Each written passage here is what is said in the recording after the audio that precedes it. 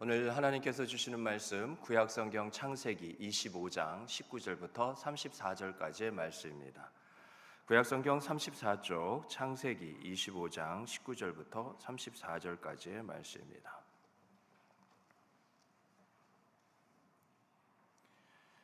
한 절씩 교독합니다. 아브라함의 아들 이삭의 족보는 이러하니라. 아브라함이 이삭을 낳았고 이삭은 40세에 리브가를 맞이하여 아내를 삼았으니 리브가는 밧담 아람의 아람 족속 중 부두엘의 딸이요 아람 족속 중 라반의 누이였더라. 이삭이 그의 아내가 임신하지 못하므로 그를 위하여 여호와께 간구하매 여호와께서 그의 간구를 들으셨으므로 그의 아내 리브가가 임신하였더니 그 아들들이 그의 태 속에서 서로 싸우는지라. 그가 이르되 이럴 경우에는 내가 어찌할꼬 하고 가서 여호와께 묻자온대 여호와께서 그에게 이르시되 두 국민이 내 태중에 있구나. 두 민족이 내 복중에서부터 나누이리라. 이 족속이 저 족속보다 강하겠고 큰 자가 어린 자를 섬기리라 하셨더라. 그 해산 기한이 찬즉 태에 쌍둥이가 있었는데 먼저 나온 자는 붉고 전신이 터록 같아서 이름을 에서라 하였고 후에 나온 아우는 손으로 에서의 발꿈치를 잡았으므로 그 이름을 야곱이라 하였으며 리브가가 그들을 낳을 때 이삭이 60세였더라. 그 아이들이 장성함에 에서는 익숙한 사냥꾼이었으므로 들 사람이 되고 야곱은 조용한 사람이었으므로 장막에 거주하니 이삭은 에서가 사냥한 고기를 좋아하므로 그를 사랑하고 리브가는 야곱을 사랑하였더라. 야곱이 죽을 쏘았더니 에서가 들에서 돌아와서 심히 피곤하여 야곱에게 이르되 내가 피곤하니 그 붉은 것을 내가 먹게 하라 한지라. 그러므로 에서의 별명은 에돔이더라. 야곱이 이르되 형의 장자의 명분을 오늘 내게 팔라. 에서가 이르되 내가 죽게 되었으니 이 장자의 명분이 내게 무엇이 유익하리요? 야곱이 이르되 오늘 내게 맹세하라. 에서가 맹세하고 장자의 명분을 야곱에게 판지라. 야곱이 떡과 팥죽을 에서에게 주매 에서가 먹으며 마시고 일어나 갔으니 에서가 장자의 명분을 가볍게 여김이었더라. 아멘. 먼저 양해의 말씀을 드리겠습니다. 제 목소리가 그 은쟁반에 굴러가는 옥구슬 굴러가는 그런 소리는 아니어도 그래도 못 들어주겠다 그런 목소리는 아니었는데 주중에 심한 목감기가 와서 지금 목 상태가 이렇습니다. 양해해 주시고 인간의 사람의 목소리가 아닌 말씀을 통하여서 주시는 하나님의 음성만 꼭 들어주시면 좋겠습니다. 한 주간 동안 또 잘 관리해서 다시 여러분이 원하시는지 안 하시는지 잘 모르겠는데 어쨌든 이거보다 나은 목소리로 보답하도록 하겠습니다. 여러분의 신앙생활은 안녕하십니까? 여러분은 자신의 신앙생활을 점수로 매긴다면 100점 만점에 몇 점을 주시겠습니까? 만약 100점 만점의 만족도가 아니라면요, 여러분은 분명 만족하지 못하는 그 부분을 위해서 무엇을 힘쓰며 무엇을 노력하며 살고 계시는지요? 그냥 이 정도로도 충분히 만족하다 여기시지는 않는지요? 현대사회를 가리켜서 산무의 시대라고 합니다. 세 가지가 없다는 거죠. 무감각, 무관심, 무책임. 바로 그러한 시대를 우리가 살고 있습니다. 오늘날 교회 안에서도 안타깝게 보이는 모습들이기도 합니다. 뭘 해도 쉽게 반응하지 않습니다. 뭘 하자고 해도 해야만 한다고 해도 관심이 없습니다. 또 그러한 모습들 중에 책임 있는 모습들이 보이지 않아요.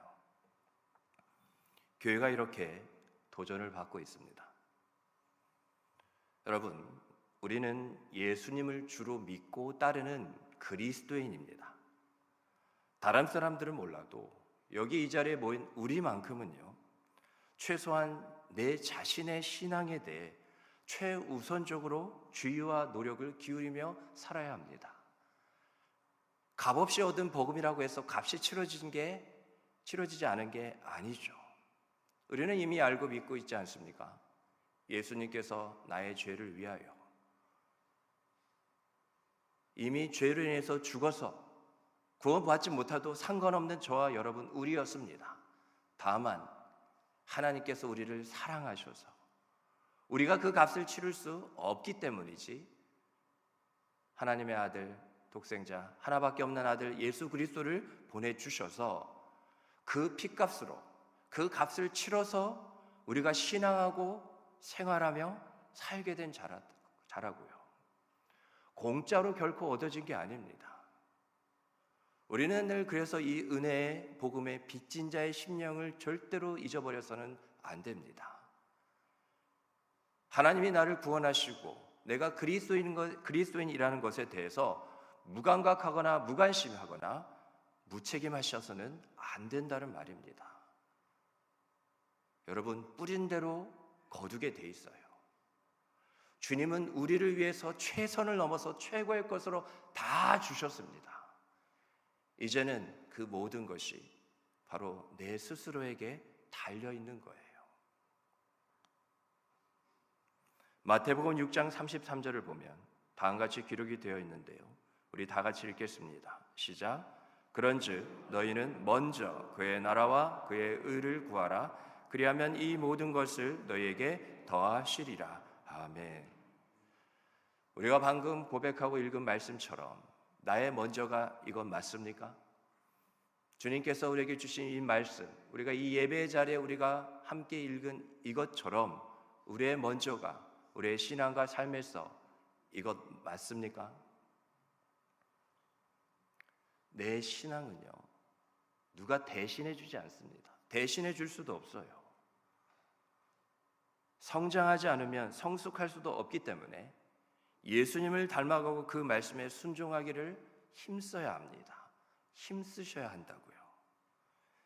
내 안에는 그 영적인 무사안일주의를 배격하십시오. 영적인 매너리즘에 빠지지 않도록 내 자신의 영적인 현주소를 끊임없이 살피시기 바랍니다. 누구도 안심할 수 없어요. 자만해서도 안 됩니다. 지금도 저 사단 마귀는 거리를 다니며 삼킬 것이 없는지 돌아다니는 우는 사자와 같다고 그랬습니다. 우리가 마지막 시대에 살고 있다는 것을 결코 잊지 마시기 바랍니다.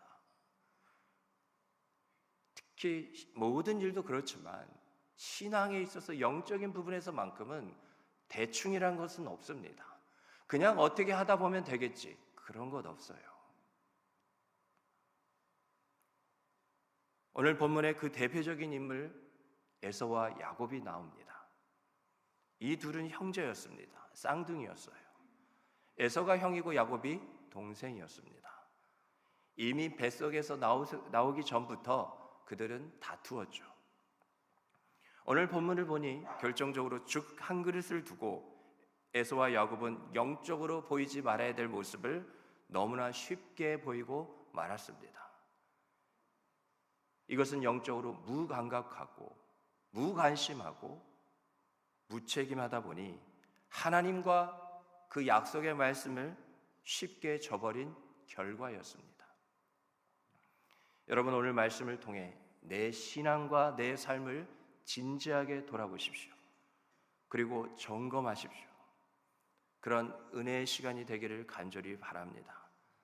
그냥 내 마음에 듣기 편한 소리, 내가 듣고 싶은 소리, 그 소리 듣고 가는 게 은혜가 아닙니다. 은혜는 은혜 받은 그 뒤에 흔적이 분명 나타나야 돼요. 내 신앙과 삶이 은혜를 받았다면 변화되어야 합니다. 그래서 착각하시면 안 된다는 거예요. 그게 더 무서운 겁니다. 오늘 좋은 말씀 들어서 좋도다, 그게 은혜가 아니에요. 은혜는 이 말씀을 들은 이후에 한 주간의 이후에 내 신앙과 삶이 변화될 때 그게 은혜입니다. 오늘 은혜 받은 이후에 우리 모두는 우리 삶에서 쉽게 믿음을 저버리지 않기를 간절히 바랍니다. 그러려면 우리의 믿음을 더욱 견고히 해야만 하는데요, 어떻게 하면 나의 믿음, 이 믿음을, 주님께서 주신 이 믿음을 대충 하지 않고 견고하게 할 수 있을까요? 첫 번째로 책임지시는 하나님만을 믿으세요. 앞서 말씀드린 두 형제 중에 동생인 야곱을 먼저 보겠습니다. 야곱은 태어날 때부터 형의 발꿈치를 붙잡고 태어났습니다. 히브리어 말로 아카브라는 말이 있는데요, 그 뜻이 붙잡다라는 뜻입니다. 여기서 유래해서 형의 발꿈치를 잡은 야곱으로 불린 것으로 보이는데요, 그래서 발전돼서 야곱이라는 이름이 된 거죠. 그러니까 야곱 그 이름에 붙잡다라는 것이 있습니다. 그리고 나중에 야곱이란 이 이름은 오늘 본문에서 우리가 읽은 것처럼 속이는 자의 대명사가 바로 야곱이 됩니다. 그러니까 누가 이 야곱 같은 사람, 그러면 사기꾼이란 얘기인 거죠. 형보다 늦게 태어난 야곱에게는 장자의 명분이 없었습니다. 장자의 명분은 장자에게만 주어지는 것이니까요. 그렇기 때문에 그 당시 사회적으로 볼 때, 사회상으로 볼 때 소위 상대적 약자였습니다. 야곱이 말이죠. 또한 신체적으로도 오늘 본문에 있는 것처럼 집안에서 조용히 지내는 자에게 혈기완성한 그 형을 이길 수도 없었습니다. 그가 할 수 있는 일이라고는 꼼수를 부리는 게 전부였어요. 자기의 약점을 자기 스스로 나 혼자서 극복하기 위해 형 에서의 약점이 무엇인지를 찾아냈습니다. 에서는 너무 즉흥적이고 충동적인 사람이었어요. 육체적 욕구에 충실했습니다. 오늘 본문 31절로 33절이 그걸 말해주고 있어요. 야곱이 이르되 형의 장제의 명분을 오늘 내게 팔라. 에서가 이르되 내가 죽게 되었으니 이 장제의 명분이 내게 무엇이 유익하리요. 야곱이 이르되 오늘 내게 맹세하라. 에서가 맹세하고 장제의 명분을 야곱에게 판지라. 야곱은 에서의 이런 약점을 이용해서 형이 스스로 장자 명분을 포기하도록 얄팍한 술수를 썼습니다. 결국 야곱은 에서가 갖고 있는 장자 명분을 얻게 되었어요. 자, 이제 어떻습니까? 우리가 이 야곱의 놀라운 계획과 또 그러한 수고와 노력에 우리가 다 같이 박수를 보내야 할까요? 우리는 오히려 이런 야곱의 모습을 보면서 마음에 불편함을 느낍니다. 왜 그럴까요?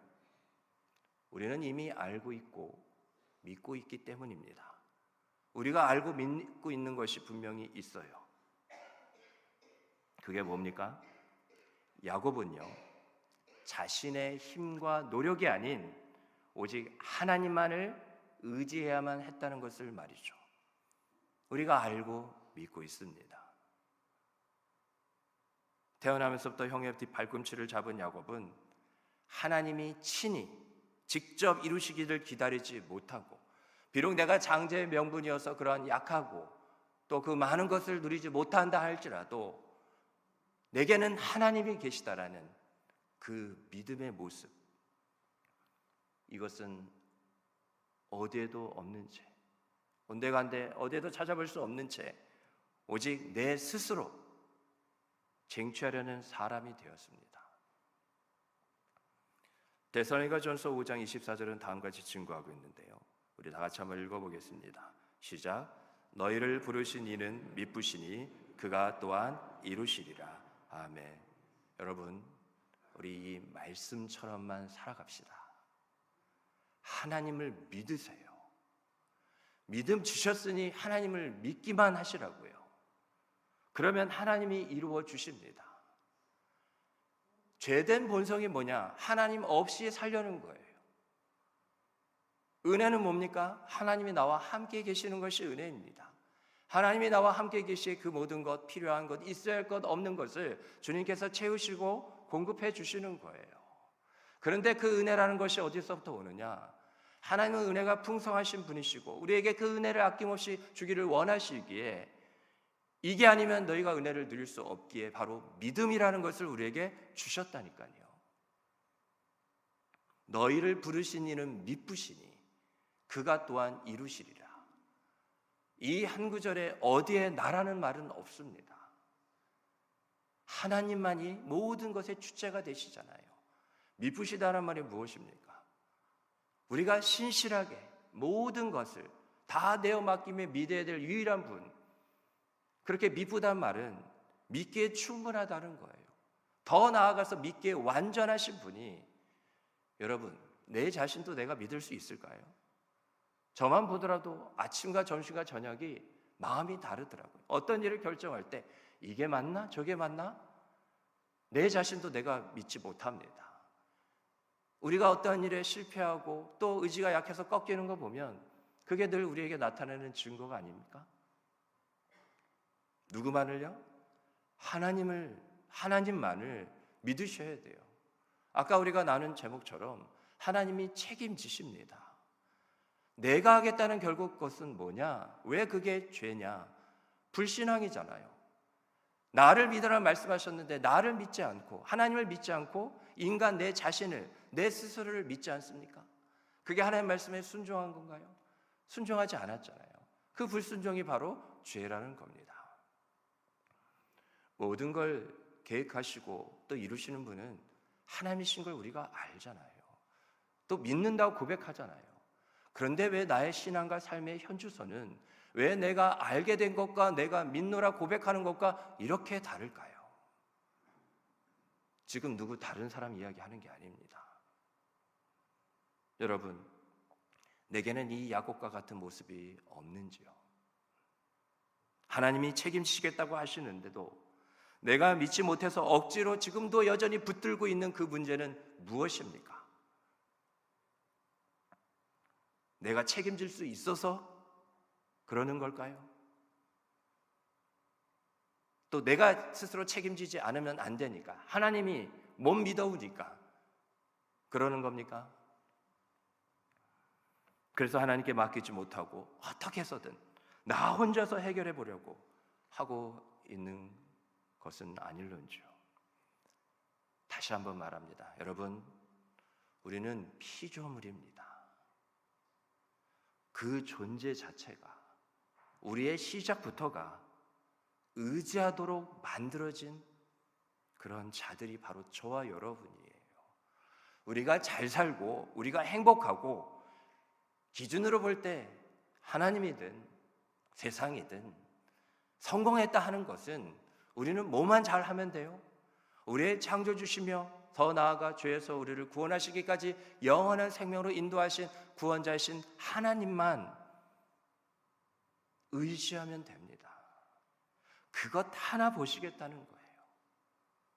네가 이 모든 것 내게 맡기는지 나를 의지하는지 하나님이 그것 하나 보시겠다는 겁니다. 그런데 그게 우리가 너무나 어려운 걸 아시기에 이것만 붙들면 가능한 것임을 또한 아셔서 바로 그 믿음, 그걸 우리에게 하나님이 주셨잖아요. 이제 안 될 게 무엇이 있습니까? 방법이 없어요? 믿음이 있습니다. 그러면 그 방법대로 하면 하나님이 된다 하셨어요.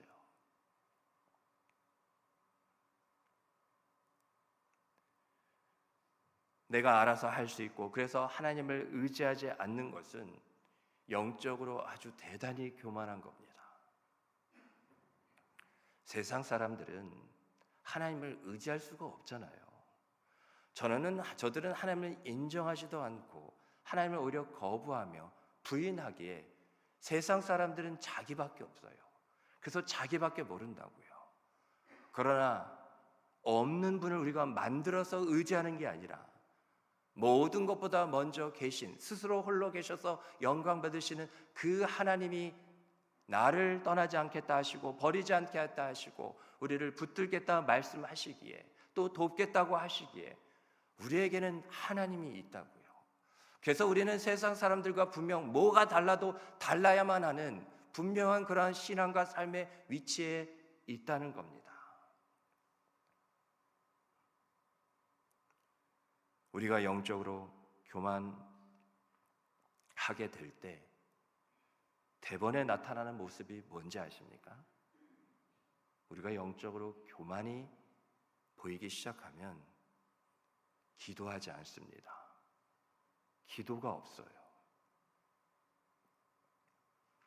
온통 나의 철두철미한 계획, 이를 준비하려는 온갖 노력들, 이쯤면 됐다는 내 자신의 확신, 자기 확신, 이런 것들만 있지 정작 기도는 없습니다. 여러분 기도하십니까? 모든 일에 기도하세요? 그래서 그렇게 하나님을 의지한다고 분명 말하고 계십니까? 우리 시편 57편 2절 말씀 우리 다 함께 읽겠습니다. 시작. 내가 지존하신 하나님께 부르짖으며 곧 나를 위하여 모든 것을 이루시는 하나님께로다. 아멘. 말씀을 계속 띄워주세요. 여러분, 나도 책임질 수 없는 그 모든 것, 바로 내 모든 것을 책임질 수 있는 하나님만을 믿으시기 바랍니다. 제발이지 하나님을 의지하세요. 작은 것이든 큰 것이든 다 하나님께 맡기세요. 화면에 나오는 그 노란 글씨 두 단어가 보이지 않으십니까? 부르짖으면 어떻게 해요? 이루신다. 왜 하나님의 이루시는 그 하나님의 역사의 일하심을 우리가 왜 보지 못하는 줄 아세요? 부르짖지 않으니까, 기도하지 않아요. 그래서 여러분, 기도는 하나님께 맡겨둔 거 땡깡 펴서 징징거려서 받아내는 청구서가 기도가 아니라, 기도를 하지 않으면 하나님이 보이지가 않습니다. 아무것도 보이지 않는 이 답답한 녹록치 않은 이 현실 가운데 우리는 구원이신 하나님을 봐야지만, 그 하나님을 만나야지만, 경험해야지만, 우리는 그 안에 들어가야지만 우리는 구원을 받게 돼요. 세상 일에 어떻게 하다 보니 내 계획과 내 준비와 노력과 확신 가운데 되었다고 해서 희희낙락하시면 안 됩니다. 오히려 그때가 제일 더 위험해요. 야, 이거 봐라, 나 혼자서도 되네. 오히려 그때가 영적으로 저 벼랑 끝에 서 있는 순간일지도 모릅니다. 여러분, 한 발짝, 아니요, 조금만 움직여도 떨어지는 거예요. 하나님은 그런 내 모습을 그렇게 부르짖어 이루시는 그 하나님을 의지하여 책임지시는 하나님을 믿음으로 그렇게 기도하는 그 모습을 하나님은 귀하고 복되다 여기시며 바로 믿음이라 인정해 주시는 줄 마음에 새기시기 바랍니다. 두 번째로 우리의 믿음이 견고해지기 위해서는 이렇게 영적인 무사안일주의, 매너리즘, 영적인 무감각, 무관심, 무책임에 우리가 허우적거리며 빠져서 살지 않기 위해서는요, 약속의 말씀을 붙드셔야 합니다.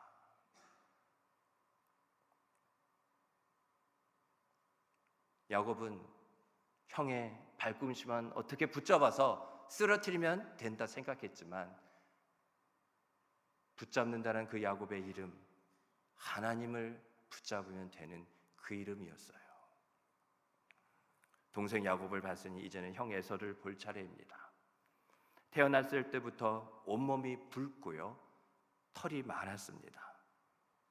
에돔은 붉다라는 뜻이에요. 그리고 세일이라는 뜻은 털이라는 뜻입니다. 그래서 이 단어들 앞자를 합쳐서 에서라고 했습니다. 그래서 이름이 그렇게 불려지는 거예요. 하루나 에서가 들에서 돌아와 몹시 피곤한 상태였습니다. 그러다 보니 분명 배도 고팠을 겁니다. 에서는 지치고 허기진 상태에서 야곱이 끓여놓은 맛있는 팥죽 냄새에 정신을 잃어버렸어요. 32절을 보면 결국 에서는 육체적 욕구에 빠져서 나는 장자로 선택받을 자격이 없다고요, 스스로 그렇게 선언해버린 결과가 되어버렸습니다. 그런 꼴이 되어버렸다고요. 그 죽 한 그릇 때문에. 에서는 장자의 명분을 통해 얻게 될 모든 하나님의 은혜와 그 복들을 다 저버리고 당장의 눈에 보이는, 당장의 내 만족을 채울 수 있는 그 죽 한 그릇을 택했습니다. 단순히 그 죽 하나 먹었다고 뭐가 됐으냐? 아니라고요. 그냥 먹은 게 아니라 장자의 명분 이까짓게 내게 무슨 소용이 있느냐? 하나님이 주신 약속을 갈기갈기 찢어버린 겁니다. 무시한 거예요. 저버린 겁니다. 그건 곧 뭐예요? 하나님의 약속의 말씀뿐만 아니라 하나님을 정면으로 대적하고 하나님 필요 없다, 나는 내가 알아서 살겠다, 내가 원하는 대로 하나님이 원하시는 뜻보다 내가 원하는 것을 더 위하여 힘쓰며 살아가겠다, 그렇게 선언한 겁니다. 우리 다 같이 베드로전서 2장 11절 말씀 우리 함께 읽겠습니다. 시작. 사랑하는 자들아, 거류민과 나그네 같은 너희를 권하노니 영혼을 거슬러 싸우는 육체의 정욕을 제어하라. 아멘. 뭐라고요? 육체의 정욕을 제어하래요. 그런데 육체의 정욕이 어떤 것이냐? 내 영혼을 거슬러 싸운다는 겁니다. 여러분, 이 말씀은 영은 선하고 육은 악하다는 이분법적인 말이 결코 아니에요. 육체도요, 이 몸도 하나님께서 주신 겁니다. 그래서 우리는 육체를 우리 안에 계시는 성령 안에서 잘 다스려야 돼요. 하나님이 주신 것을 통해 우리가 성령의 다스림, 성령은 하나님이시잖아요. 주신 이의 뜻을 따라 우리가 그렇게 내 마음대로 내가 원하는 대로 살지 않을 때 순종하는 모습을 통해 우리의 몸으로도 얼마든지 하나님께 영광이 됩니다. 우리가 살아가는 데 있어서 또한 육체를 입고 있기에 필요한 것들은요, 하나님께서 주십니다. 그리고 또 우리는 그것을 감사함으로 받아서 살면 돼요. 있을 것 아시는 중에 우리 필요한 모든 것을 채우시는 하나님입니다. 잘 기억하세요. 내가 육체에 어떤 필요한 것을 구해서 하나님께 주신 게 아닙니다. 그거 아니어도 하나님은 우리의 일용할 양식, 우리의 육체에 필요한 모든 것을 주셔요.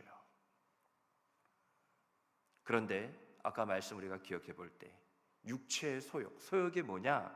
하고 싶은 바, 원하는 바라는 겁니다. 육체 다음에 나오는 이 두 글자가 무서운 거예요.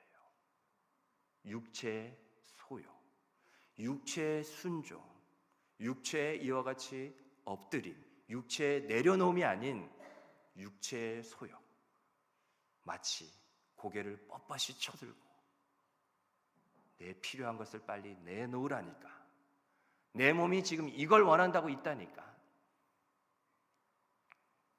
이 육체의 소욕을 우리가 깨어 조심해야 합니다. 여러분, 여러분, 우리는요, 영의 인도하심을 먼저 받아서 육체의 인도하심마저도 받는 자들이에요. 다시요, 무엇이 먼저라고요? 영의 인도하심이 먼저라고요. 그럴 때 육체의 인도하심도 영의 인도하심을 따라서 하나님의 뜻대로 인도함을 받게 되는 겁니다. 그런데 이것을 무너뜨리려는 악한 영과 어둠의 세력, 저 사단마귀가 있는 거예요.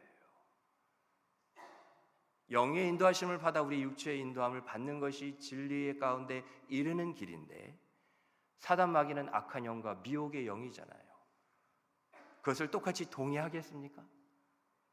우리가 그렇게 할 수 있도록 격려하고 막 응원하겠어요? 아니라니까요. 그래서 죄의 위험성이라는 것이 항상 저와 여러분 우리를 따라다니는데요, 그게 바로 육체가, 이 몸이 영을 앞서려고 한다는 겁니다. 방금 살펴본 말씀에서 영혼을 거슬러 싸우는 육체의 정욕이라는 말이 바로 이 뜻이에요. 거스른다니까요. 순리대로, 방향대로, 정해진 대로 나아가지 않는 것이, 역행하는 게 뭐예요? 거스르다는 거잖아요. 또 싸운다는 겁니다. 내 육체는 내 영을 언제라도 지배하려고 들고 있다는 것을 꼭 기억하셔요. 에서를 손가락질하고 탓할 일이 아니라니까요. 우리도 똑같은 성정을 가지고 있는 인간입니다. 얼마든지 죽 한 그릇 때문이라도 하나님의 말씀, 약속의 말씀을 언제라도 저버릴 수 있는 그 연약함이 우리에게는 분명 있습니다. 하지만 여러분, 명심하십시오. 사실 우리는 팥죽 한 그릇과 같은 세상의 것들에 대해서 그런 것들로 흔들릴 자들이 우리가 아닙니다. 우리의 신앙과 삶은 결코 그런 신앙과 삶이 아니라고요. 우리가 누구입니까? 갈라디아서 5장 24절 말씀 우리 다 함께 읽겠습니다. 꼭 마음에 새기십시오. 시작. 그리스도 예수의 사람들은 육체와 함께 그 정욕과 탐심을 십자가에 못 박았느니라. 아멘. 저와 여러분, 우리 모두가 그리스도 예수의 사람들 아닙니까? 우리는 그리스도 예수의 사람들 맞아요. 그게 어떤 사람들이냐 하면 방금 읽은 말씀처럼 육체와 함께 그 정욕과 탐심을 십자가에 못 박은 자들입니다. 이미요. 이미 못 박았다고요. 그래서 언제라도 우리는 세상을 이기는 자들입니다. 말씀을 맺겠습니다. 여러분, 오늘 나는 야곱이었습니까? 에서였습니까? 아니면 야곱이면서도 에서이기도 하였는지요? 그리고 여전히 내게도 보이는 나의 죽한 그릇은 무엇입니까? 우리 다 같이 회개합시다. 영적인 무감각, 영적인 무관심, 영적인 무책임 속에 빠져서 내 스스로 해보려고만 했지 책임지시는 하나님을 의지하지 못했던 그런 나를요. 그리고 한 가지 더 회개합시다. 하나님께서 내게 주신 약속의 말씀이 있는데도 믿지 못한 채, 기다리지 못한 채 자꾸 상황을 앞세우고 형편을 핑계 삼아서 하나님과 하나님 말씀을 너무나 쉽게 버텨버리고 살아가는 나를요. 오늘 야곱과 에서의 모습이 바로 너의 모습이라고 말씀하시며 참된 회개로 주님 앞에 나아가기를 원하시는 성령으로 살아내고 살아가는 저 여러분 우리 모두가 되기를 주님의 이름으로 축복합니다. 아멘.